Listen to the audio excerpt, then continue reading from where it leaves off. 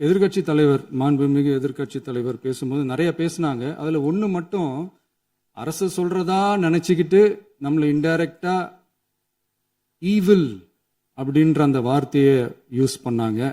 எனக்கு ஒன்னே ஒண்ணுதான் சொல்லணும்னு தோணுது. ஈவில்ஸ்னு டெவில்ஸ் பேசக்கூடாது.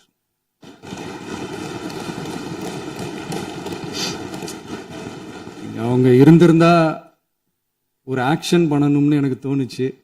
எல்லாரும் போயிட்டாங்க. இல்ல பர்மிஷன் பண்ணலாமா? இப்பவும் பண்ணலாம், ஒன்றும் தப்பு இல்லை.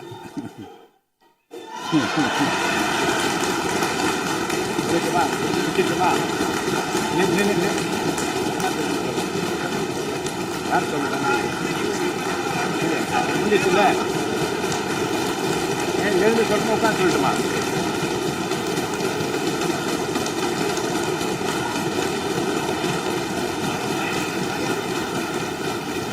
விவாதம்